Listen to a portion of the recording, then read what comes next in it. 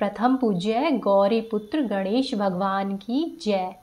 जय श्री सत्यनारायण भगवान। स्कंद पुराण के अनुसार भगवान सत्यनारायण श्रीहरि विष्णु का दूसरा रूप है और इस कथा की महिमा को भगवान सत्यनारायण ने अपने मुख से स्वयं देवर्षि नारद को बताया था या सुनाया था।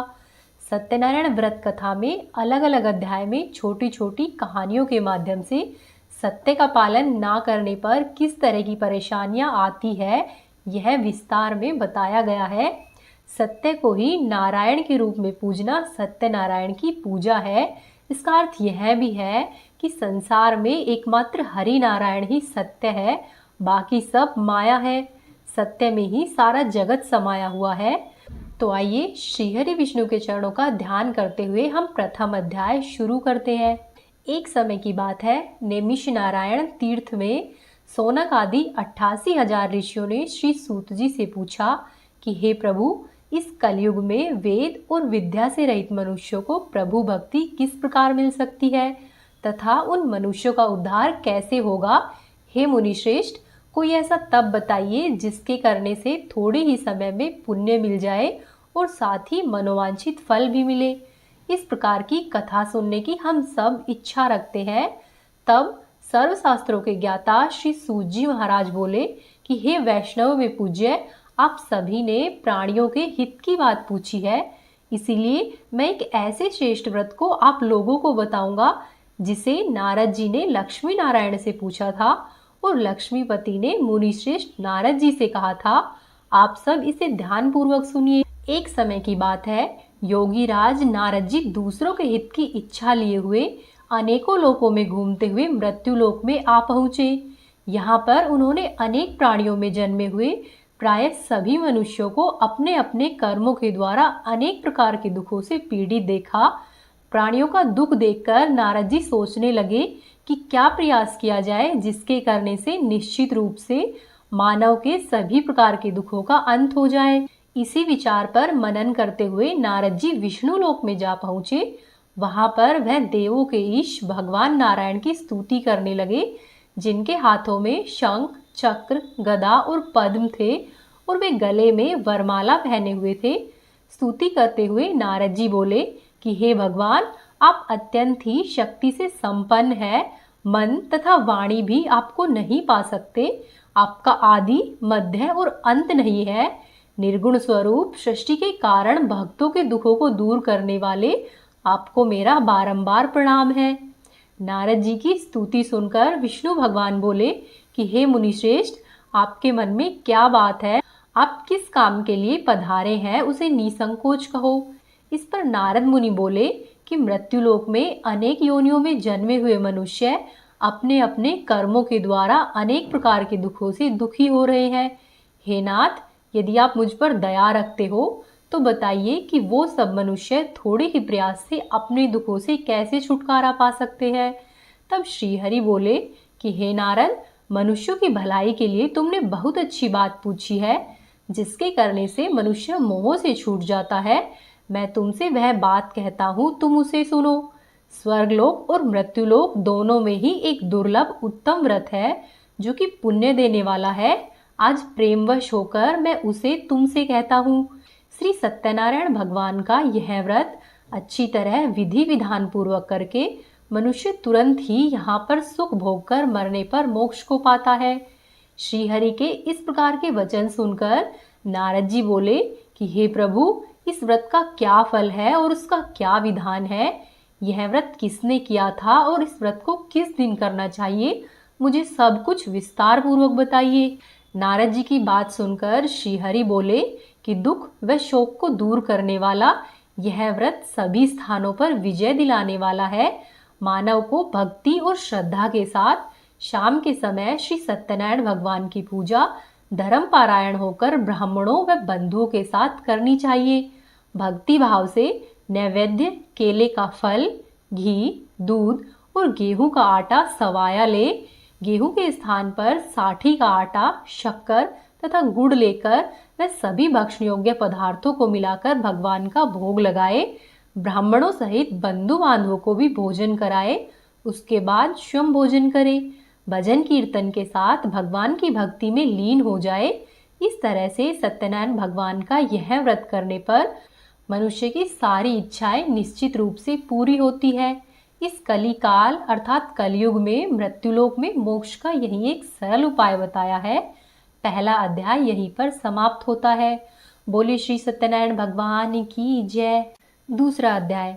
श्री सूत जी बोले कि हे ऋषियों, जिसने पहले समय में इस व्रत को किया था, अब मैं तुम्हें उसका इतिहास कहता हूँ, ध्यान पूर्वक सुनो।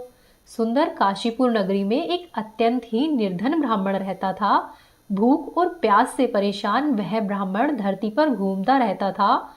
ब्राह्मणों से प्रेम करने वाले भगवान ने एक दिन ब्राह्मण का वेश धारण करके उसके पास जाकर पूछा कि हे विप्र, नित्य ही दुखी होकर तुम पृथ्वी पर क्यों घूमते हो?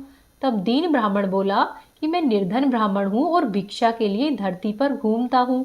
हे भगवान, यदि आप इसका कोई उपाय जानते हो तो मुझे बताओ। तब वृद्ध ब्राह्मणधारी भगवान कहते हैं कि सत्यनारायण भगवान मनोवांछित फल देने वाले हैं, इसीलिए तुम उनका पूजन करो। इसके करने से मनुष्य सभी दुखों से मुक्त हो जाता है। तब वृद्ध ब्राह्मण बनकर आए सत्यनारायण भगवान उस निर्धन ब्राह्मण को व्रत का सारा विधान बताकर अंतर्धान हो गए। वह ब्राह्मण मन ही मन सोचने लगा कि जिस व्रत को वृद्ध ब्राह्मण ने कहा है, मैं उसे अवश्य ही करूंगा। ऐसा निश्चय करने के बाद उसे रात भर नींद नहीं आई। वह सवेरे उठा और भगवान सत्यनारायण के व्रत का निश्चय करके भिक्षा के लिए चल दिया। उस दिन उस निर्धन ब्राह्मण को भिक्षा में बहुत सा धन मिला, जिससे उस ब्राह्मण ने बंधु और बांधवों के साथ मिलकर श्री सत्यनारायण भगवान का व्रत संपन्न किया। भगवान सत्यनारायण का व्रत संपन्न करने के बाद वह निर्धन ब्राह्मण सभी प्रकार के दुखों से छूट गया और अनेक प्रकार की संपत्तियों से युक्त हो गया। उसी समय से यह ब्राह्मण हर माह इस व्रत को करने लगा। इस तरह से सत्यनारायण भगवान के व्रत को जो भी मनुष्य करेगा, वह सभी प्रकार के पापों से छूटकर अंत में मोक्ष को प्राप्त होगा। जो मनुष्य इस व्रत को करेगा, वह भी सभी दुखों से मुक्त हो जाएगा। फिर सूत जी बोले कि इस तरह से नारद जी से नारायण जी का कहा हुआ श्री सत्यनारायण भगवान का व्रत मैंने तुमसे कहा है। हे विप्रो, अब मैं और क्या कहूँ? तब ऋषिगण बोले कि हे मुनिवर, संसार में उस विप्र को सुनकर और किस किसने इस व्रत को किया है, हम यह सब बात सुनना चाहते हैं। इसके लिए हमारे मन में श्रद्धा का भाव है। तब सर्व शास्त्रों के ज्ञाता श्री सूत जी बोले कि हे मुनियों, जिसने इस व्रत को किया है, मैं तुमसे वह सब कहता हूँ, ध्यान पूर्वक सुनो। एक समय वही विप्र धन और ऐश्वर्य के अनुसार अपने बंधु व बांधवों के साथ इस व्रत को करने के लिए तैयार हुआ। उसी समय एक लकड़ी बेचने वाला बूढ़ा आदमी आया और लकड़ियां बाहर रखकर अंदर ब्राह्मण के घर में चला गया। प्यास से दुखी होकर वह लकड़हारा उनको व्रत करते देखकर विप्र को नमस्कार करके पूछने लगा कि आप सब यह क्या कर रहे हैं तथा इसके करने से क्या फल मिलता है, कृपया करके मुझे भी बताइए। तब ब्राह्मण ने कहा कि सभी मनोकामनाओं को पूरा करने वाला यह सत्यनारायण भगवान का व्रत है। इसकी कृपा से ही मेरे घर में धन और धान्य आदि की वृद्धि हुई है। विप्र से सत्यनारायण भगवान के व्रत के बारे में जानकर वह लकड़हारा बहुत अधिक प्रसन्न हुआ। चरणामृत लेकर वह प्रसाद खाने के बाद वह अपने घर को गया। लकड़हारे ने अपने मन में संकल्प किया कि आज लकड़ी बेचने से जो भी धन मिलेगा, उसी से मैं भगवान श्री सत्यनारायण का उत्तम व्रत करूंगा। मन में इस विचार को लेकर बूढ़ा आदमी अपने सिर पर लकड़ियां रखकर उस नगर में बेचने गया, जहां पर धनी लोग बहुत ज्यादा रहते थे। उस नगर में उसे अपनी लकड़ियों का दाम पहले के दाम से 4 गुना अधिक मिला। वह लकड़हारा प्रसन्नता के साथ दाम लेकर केले, शक्कर, घी, दूध, दही और गेहूं का आटा लेकर भगवान सत्यनारायण के व्रत की अन्य सामग्रियों को लेकर अपने घर पर आ गया। वहां पर उसने अपने बंधु और बांधवों को बुलाकर विधि विधान से भगवान सत्यनारायण का पूजन और व्रत किया। इस व्रत के प्रभाव से वह बूढ़ा लकड़हारा धन, पुत्र आदि से युक्त होकर संसार के समस्त सुख भोगकर अंत काल में बैकुंठ धाम को चला गया। द्वितीय अध्याय यहीं पर समाप्त होता है। बोली श्री सत्यनारायण भगवान की जय। अब आप सुनिए तीसरा अध्याय। आगे श्री सूत जी कहते हैं कि हे श्रेष्ठ मुनियों, अब मैं तुमसे आगे की कथा कहता हूँ। पहले समय में उल्कामुख नाम का एक बुद्धिमान राजा था। वह राजा सत्यवक्ता और जितेंद्रिय था। प्रतिदिन ही देव स्थानों पर जाता और निर्धनों को धन देकर उनके कष्ट दूर करता था। उस राजा की पत्नी कमल के समान मुख वाली तथा सती साध्वी थी। भद्रशिला नदी के तट पर उन दोनों ने भगवान श्री सत्यनारायण का व्रत किया। उसी समय साधु नाम का एक वैश्य आया। उसके पास व्यापार करने के लिए बहुत सा धन भी था। राजा को व्रत करते देखकर वह वैश्य विनय से पूछने लगा कि हे राजन, भक्ति भाव से पूर्ण होकर आप सब लोग यह क्या कर रहे हैं? मैं सुनने की इच्छा रखता हूँ, तो आप कृपया करके मुझे बताइए। तब राजा बोला कि हे साधु, अपने बंधु और बांधवों के साथ पुत्रादि की प्राप्ति के लिए एक महाशक्तिमान भगवान श्री सत्यनारायण का व्रत और पूजन कर रहा हूँ। तब राजा के वचन सुनकर वह साधु आदर से बोला कि हे राजन, मुझे इस व्रत का सारा विधान कहिए। आपके कहे अनुसार मैं भी इस व्रत को करूँगा। मेरी भी कोई संतान नहीं है और इस व्रत को करने से निश्चय रूप से मुझे संतान प्राप्त होगी। तब राजा ने व्रत का सारा विधान उस वैश्य को कह सुनाया। व्यापार से निवृत्त होकर वह वैश्य अपने घर पर गया और साधु वैश्य ने अपनी पत्नी को संतान देने वाले इस व्रत का वर्णन कह सुनाया और अपनी पत्नी से कहा कि जब मेरी संतान होगी तब मैं इस व्रत को धारण करूंगा। साधु ने इस तरह के वचन अपनी पत्नी लीलावती से कहे। एक दिन लीलावती पति के साथ आनंदित हो सांसारिक धर्म में प्रवृत्त होकर भगवान श्री सत्यनारायण की कृपा से गर्भवती हो गई। 10वें महीने में उसके गर्भ से एक सुंदर कन्या ने जन्म लिया। वह कन्या दिनों दिन ऐसे बढ़ने लगी जैसे शुक्ल पक्ष का चंद्रमा बढ़ता है। माता पिता ने अपनी कन्या का नाम कलावती रखा। एक दिन लीलावती ने मीठे शब्दों में अपने पति को याद दिलाया कि हे स्वामी, आपने भगवान सत्यनारायण के जिस व्रत को करने का संकल्प किया था, उस व्रत को करने का समय आ गया है। आप उस व्रत को करिए। तब साधु बोला कि हे प्रिय, इस व्रत को मैं अपनी पुत्री के विवाह पर करूंगा। इस प्रकार अपनी पत्नी को आश्वासन देकर वह वैश्य नगर को चला गया। कलावती पिता के घर में रहकर दिनों दिन बड़ी होने लगी। साधु ने एक बार नगर में अपनी कन्या को सखियों के साथ देखा तो तुरंत ही दूत को बुलाया और दूत से कहा कि मेरी कन्या के लिए कोई योग्य वर देखो। साधु की बात सुनकर वह दूत कंचन नगर में पहुंचा और वहां पर बड़ी देखभाल करके लड़की के सुयोग्य वाणिक पुत्र को ले आया। सुयोग्य लड़के को देखकर साधु ने बंधु और बांधवों को बुलाकर अपनी पुत्री का विवाह कर दिया। लेकिन दुर्भाग्य की बात ये थी कि साधु ने अभी भी भगवान श्री सत्यनारायण का व्रत नहीं किया। साधु की इस तरह की बात पर भगवान श्री सत्यनारायण क्रोधित हो गए और उसे श्राप दिया कि साधु को अत्यधिक ही दुख मिले। अपने कार्य में कुशल साधु बनिया जमाई को लेकर समुद्र के पास स्थित रत्नापुर नगर में गए। वहां पर जाकर दामाद और ससुर दोनों मिलकर चंद्रकेतु राजा के नगर में व्यापार करने लगे। एक दिन भगवान सत्यनारायण की माया से एक चोर राजा का धन चुराकर भाग रहा था। उसने राजा के सिपाहियों को अपने पीछे आते हुए देखकर चुराया हुआ धन वहां पर रख दिया जहां पर वह साधु वैश्य अपने जमाई के साथ ठहरा हुआ था। राजा के सिपाहियों ने साधु वैश्य के पास राजा का धन पड़ा देखा तो वह ससुर और जमाई दोनों को बांधकर प्रसन्नता पूर्वक राजा के पास गए और उनसे कहा कि हम ये 2 चोर पकड़ कर लाए हैं। हे राजन, आप आगे की कार्यवाही की आज्ञा दें। राजा की आज्ञा से उन दोनों को कठिन कारावास में डाल दिया गया और उनका जितना भी धन था उसे छीन लिया गया। श्री सत्यनारायण भगवान के श्राप से साधु की पत्नी भी बहुत दुखी हुई। घर में जो भी धन रखा था उसे चोर चुरा ले गए। शारीरिक तथा मानसिक पीड़ा व भूख और प्यास से अति दुखी हो अन्न की चिंता में कलावती एक ब्राह्मण के घर पर गई। वहां पर उसने श्री सत्यनारायण भगवान का व्रत होते देखा। फिर कथा सुनी और प्रसाद ग्रहण करके रात को घर पर वापस आई। तब माता ने कलावती से पूछा कि हे पुत्री, अब तक तुम कहाँ थी और तेरे मन में क्या है? तब कलावती ने अपनी माता से कहा कि हे माता, मैंने एक ब्राह्मण के घर में श्री सत्यनारायण भगवान का व्रत देखा है। कन्या के ऐसे वचन सुनकर लीलावती भगवान के पूजन की तैयारी करने लगी। लीलावती ने परिवार व बंधुओं के सहित भगवान सत्यनारायण का पूजन किया और उनसे वर मांगा कि मेरे पति तथा जमाई शीघ्र ही घर पर आ जाए। साथ ही यह भी प्रार्थना की कि हम सबका अपराध क्षमा करो। श्री सत्यनारायण भगवान इस व्रत से संतुष्ट हो गए और राजा चंद्रकेतु को सपने में दर्शन देकर कहा कि हे राजन, तुम उन दोनों वैश्य को छोड़ दो।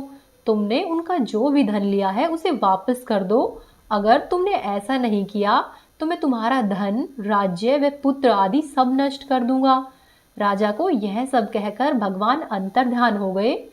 प्रातःकाल राज्यसभा में राजा ने अपना सपना सुनाया और फिर वाणिक पुत्रों को कैद से मुक्त करके सभा में बुलवाया। दोनों ने सभा में आते ही राजा को प्रणाम किया। तब राजा मीठी वाणी में बोला कि हे महानुभाव, भाग्यवश ऐसा कठिन दुख तुम्हें प्राप्त हुआ है, लेकिन अब तुम्हें कोई भय नहीं है। ऐसा कहकर राजा ने उन दोनों को नए वस्त्राभूषण पहनाए और जितना उनका धन लिया था उससे दुगना धन वापस किया। दोनों वैश्य अपने घर को चल दिए। तीसरा अध्याय यहीं पर समाप्त होता है। बोली श्री सत्यनारायण भगवान की जय। अब आप सुनिए चतुर्थ अध्याय।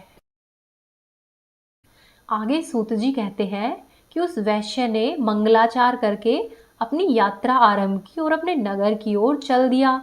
थोड़ी ही दूर जाने पर एक दंडी वेशधारी श्री सत्यनारायण ने उनसे पूछा कि हे साधु, तेरी नाव में क्या है? तब अभिवाणी वणिक हंसता हुआ बोला कि हे दंडी, आप क्यों पूछते हो? क्या धन लेने की इच्छा है? मेरी नाव में तो बेल और पत्ते भरे हुए हैं। वैश्य के कठोर वचन सुनकर भगवान बोले कि हे दंडी, तुम्हारा वचन सत्य हो। ऐसा कहकर भगवान वहां से दूर चले गए और कुछ दूर जाकर समुद्र के किनारे पर बैठ गए। दंडी के जाने के बाद उस साधु वैश्य ने नित्य क्रिया के पश्चात नाव को ऊंची उठी हुई देखा और बहुत ही अचंभा किया। नाव में बेल और पत्ते आदि देखकर वह मूर्छित होकर जमीन पर गिर पड़ा। मूर्छा खुलने पर वह अत्यंत ही शोक में डूब गया। तब उसका दामाद बोला कि आप शोक नहीं मनाए, यह सब दंडी का ही श्राप है, इसीलिए अब हमें उनकी ही शरण में जाना चाहिए, तभी हमारी मनोकामना पूरी होगी। दामाद की बात सुनकर वह दंडी के पास पहुंचा और अत्यंत ही भक्तिभाव से नमस्कार करके बोला कि मैंने आपसे जो जो असत्य वचन कहे थे उनके लिए मुझे क्षमा कर दो। ऐसा कहकर महान शोकातुर हो वह रोने लगा। तब दंडी भगवान बोले कि हे वणिक पुत्र, मेरी आज्ञा से बार बार तुम्हें दुख प्राप्त हुआ है, तू मेरी पूजा से विमुख हुआ है। तब वह साधु बोला कि हे भगवान, आपकी माया से ब्रह्मा आदि देवता भी आपके रूप को नहीं जानते, तब मैं अज्ञानी कैसे जान सकता हूँ? आप प्रसन्न होइए, अब मैं सामर्थ्य के अनुसार आपकी पूजा करूँगा। आप मेरी रक्षा करो और पहले के समान ही नौका में धन भर दो। साधु वैश्य के भक्तिपूर्वक वचन को सुनकर भगवान श्री सत्यनारायण प्रसन्न हो गए और उसको उसकी इच्छा के अनुसार वरदान देकर अंतर्ध्यान हो गए। फिर ससुर और जमाई जब नाव पर आए तो नाव धन से भरी हुई थी। फिर वहीं अपने अन्य साथियों के साथ भगवान सत्यनारायण का पूजन करके वे दोनों अपने नगर की ओर चल दिए। जब नगर के नजदीक पहुंचे तो दूत को घर पर खबर करने के लिए भेज दिया। दूत साधु की पत्नी को प्रणाम करके कहता है कि मालिक अपने दामाद के सहित नगर के निकट आ गए हैं। दूत की बात सुनकर साधु की पत्नी लीलावती ने बड़े ही हर्ष के साथ भगवान सत्यनारायण का पूजन कर अपनी पुत्री कलावती से कहा कि हे पुत्री, मैं अपने पति के दर्शन को जाती हूँ, तू कार्य पूर्ण कर शीघ्र आ जा। माता के ऐसे वचन सुनकर कलावती जल्दी में प्रसाद छोड़कर अपने पति के पास चली आई। प्रसाद की अवज्ञा के कारण भगवान श्री सत्यनारायण रुष्ट हो गए और नाव के सहित उसके पति को पानी में डुबो दिया। कलावती अपने पति को वहां पर न पाकर रोती हुई जमीन पर गिर गई। नौका को डूबा हुआ देखकर वह कन्या को रोता हुआ देख साधु दुखित होकर बोला कि हे प्रभु, मुझसे तथा मेरे परिवार से जो भूल हुई है उसे क्षमा करे। साधु के दीन वचन सुनकर भगवान श्री सत्यनारायण प्रसन्न हो गए और आकाशवाणी हुई कि हे साधु, तेरी कन्या मेरे प्रसाद को छोड़कर आई है, इसीलिए उसका पति अदृश्य हो गया है। यदि वह घर पर जाकर प्रसाद खाकर लौटती है तो इसे इसका पति अवश्य ही मिलेगा। ऐसी आकाशवाणी सुनकर कलावती घर गई और वहां पर जाकर प्रसाद ग्रहण करती है और फिर आकर अपने पति के दर्शन करती है। उसके बाद साधु अपने बंधु और बांधवों के सहित श्री सत्यनारायण भगवान का विधि विधान से पूजन करता है तथा इस लोक में सुख भोग कर अंत में स्वर्गलोक को जाता है। चतुर्थ अध्याय यहीं पर समाप्त। बोली श्री सत्यनारायण भगवान की जय। अब आप सुनिए 5वां अध्याय। सूत जी कहते हैं कि हे ऋषियों, मैं और भी एक कथा सुनाता हूँ, उसे भी ध्यान पूर्वक सुनो। प्रजा पालन में लीन तुंगध्वज नाम का एक राजा था। उस राजा ने भी भगवान का प्रसाद त्याग कर बहुत बड़ा दुख पाया। एक बार वन में जाकर वह वन्य पशुओं को मारकर बड़ के पेड़ के नीचे आया। वहां पर उस राजा ने ग्वालों को भक्ति भाव से अपने बंधु और बांधवों के साथ भगवान श्री सत्यनारायण का पूजन करते हुए देखा। अभिमान के वश होकर राजा उन्हें देखकर भी उनके पूजा स्थान में नहीं गया और ना ही राजा ने भगवान को नमस्कार किया। ग्वालों ने राजा को प्रसाद दिया, लेकिन राजा ने वह प्रसाद नहीं खाया और प्रसाद को वहीं पर छोड़कर वह अपने नगर को चला गया। जब वह अपने नगर में पहुंचा तो वहां पर सब कुछ तहस नहस हुआ पाया, तो वह शीघ्र ही समझ गया कि यह सब भगवान ने ही किया है। तब वह दोबारा उन ग्वालों के पास पहुंचा और विधि पूर्वक पूजा करके प्रसाद खाया तो श्री सत्यनारायण भगवान की कृपा से सब कुछ पहले के जैसा ही हो गया। दीर्घकाल तक सुख भोग कर मरने के बाद उस राजा को स्वर्ग की प्राप्ति हुई। जो भी मनुष्य परम दुर्लभ इस व्रत को करेगा तो भगवान श्री सत्यनारायण की कृपा से उस मनुष्य को धन और धान्य की प्राप्ति होगी। निर्धन धनी हो जाता है और भयमुक्त जीवन जीता है। संतानहीन मनुष्य को संतान सुख मिलता है और सारे मनोरथ पूर्ण होने पर अंत में मानव वैकुंठ धाम को जाता है। तब सूत जी बोले कि जिन्होंने पहले इस व्रत को किया है, अब उनके दूसरे जन्म की कथा कहता हूँ। वृद्ध शतानंद ब्राह्मण ने सुदामा का जन्म लेकर मोक्ष को पाया। लक्कड़हारे ने अगले जन्म में निषाद बनकर मोक्ष को प्राप्त किया। उल्कामुख नाम का राजा दशरथ होकर बैकुंठ को गया।